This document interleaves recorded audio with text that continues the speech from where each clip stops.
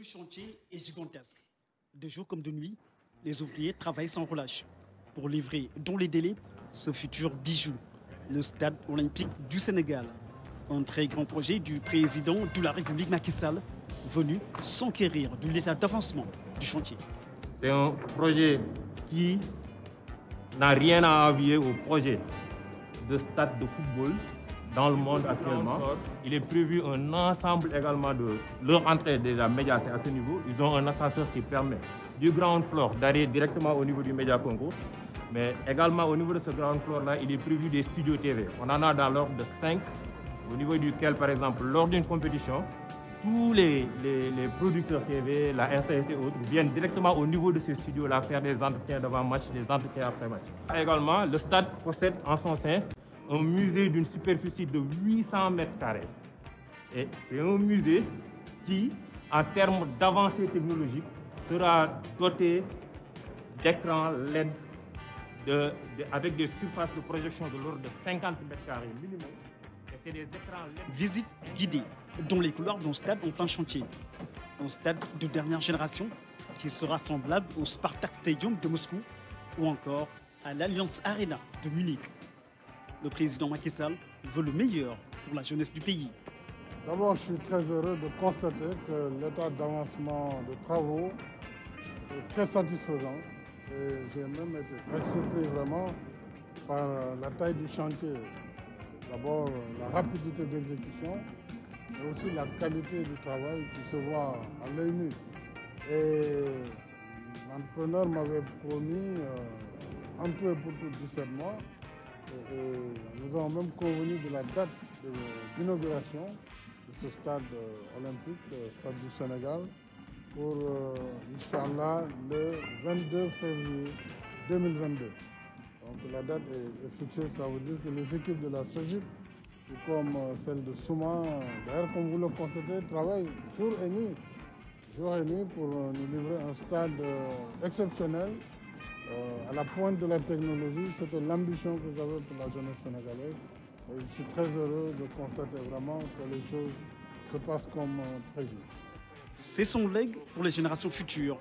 Ce sera l'un des plus beaux stades du monde. Une fierté nationale et africaine pour le rayonnement du football sénégalais. Et d'ores et déjà, le chantier avance à grands pas pour être livré dans un délai record. C'est une manière de dire, nous voulons le meilleur pour notre jeunesse, nous voulons le meilleur pour le Sénégal. Parce qu'il n'y a aucune raison pour que l'Afrique ne soit pas à la pointe de la technologie dans tout ce qu'elle fait, que les infrastructures soient de standard international. C'est justement le sens du PSE. Ce stade du Sénégal en est une preuve. Évidemment, ça a un coût, mais nous travaillons pour l'avenir. C'est une infrastructure, vous le voyez, qui restera pour presque l'éternité.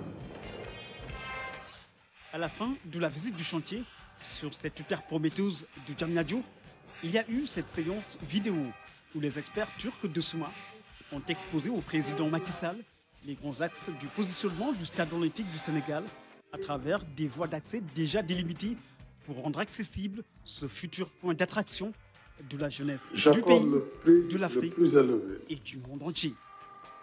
Aux impératifs de diligence et de qualité, à l'image de ce que nous avons fait pour le service des maladies infectieuses et tropicales de Fann.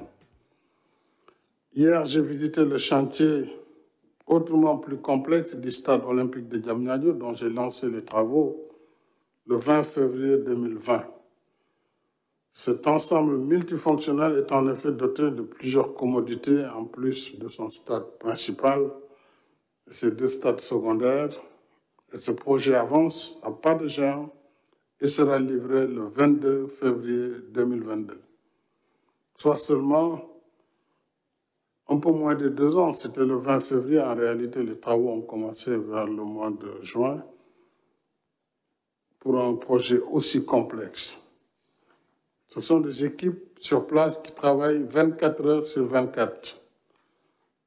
Et tout est planifié dans le plus petit détail pour une livraison de travaux qualitatifs et à temps. Voilà comment nous devons travailler si nous voulons nous astreindre à l'obligation de résultat à temps et dans le respect des normes. Nous devons nous défaire de la routine des vieilles méthodes, de la bureaucratie et de l'immobilisme et des procédures paralysantes. Il faut travailler avec des équipes H24. Si les Turcs le font, nous devons pouvoir le faire. Voilà. Mais au lieu d'avoir 5 ouvriers et puis une machine qui fait toc, toc, toc, il faut vraiment mettre des équipes et puis faire le boulot, on passe à autre chose. Donc c'est ça qu'on attend vraiment sur l'exécution de ce projet, parce que nous attendons vraiment cet hôpital de niveau 4. Un hôpital de niveau 4, très attendu, qui va améliorer l'offre de services de santé. On y retrouvera les meilleures structures d'accueil pour assurer accessibilité et disponibilité de tous les soins de santé. Rendez-vous est pris dans quelques semaines pour valider le plan d'investissement.